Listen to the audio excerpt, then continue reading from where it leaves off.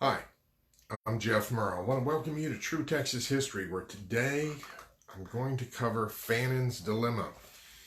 Now, on this day, March 16th, the Constitutional Convention for Texas went ahead and came to a close, and they approved a constitution. Later on, it will be voted on by the people and eventually approved. But in the meantime, the real action is occurring down at Goliad.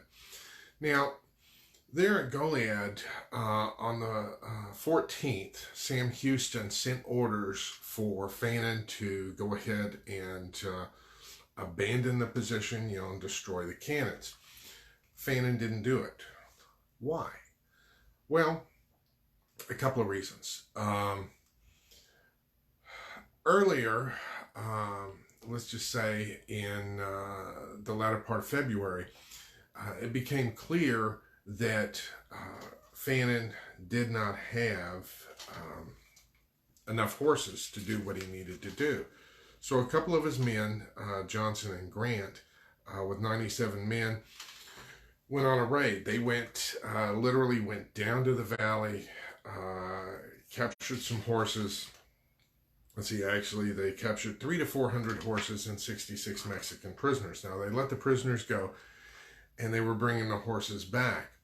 Now, in bringing the horses back from down there on the Rio Grande, they reached as far as San Patricio, and they thought that they were almost home free, and Urrea caught up with them, because remember, General Urrea was coming up along the coast, and they engaged in some gunfire, and then, the Texians, being the people they are, they went ahead and stampeded the horses.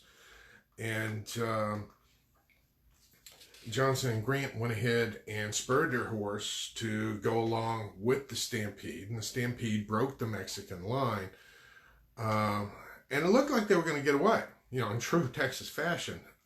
Unfortunately, Urrea's men caught up with them and killed one of them. The other was held prisoner for a while. Okay, so keep in mind that is one part of the men from Fannin's command. Now, the other day I talked about the Battle of Refugio and what was going on there, and that was another part of his command. So literally, Fannin was without a good 1/4 of his original command, and he wanted to receive final word, find out what happened to him before he left the mission at Goliad and head on to Victoria. Because a lot of historians have wondered, gee, why didn't Fannin obey orders? Well, he was waiting on the rest of his men before he did that. Now, unfortunately, that delay is going to put him into quite a dilemma by the end of the month. And we're going to be talking about that when we cover the Battle of Toledo and also the Goliad Massacre. Now, while I have you here, and I have been going through, the March, which I call, often think of as the high holy days of Texas history, one of my listeners asked a question and wanted to go ahead and try to answer that. And they wanted to know, okay, with the episode of the Alamo, you have Moses Rose leaving the Alamo. They wanted to know, how did he get out? Well, there is record of what he did. If you ever get a chance to pick up a copy of Pennybecker's History of Texas, it's well worth it. Anyways, he headed, instead of running away from the Alamo, he headed from the Alamo into San Antonio. And he went through the town during the middle of the night. He only encountered one picket, and the picket didn't hail him. Of course, the soldiers stationed in San Antonio were not expecting anybody to try to escape through the town. And that is how he managed to go ahead and escape. Whereas all the other defenders of the Alamo were besieged and hemmed in on all sides.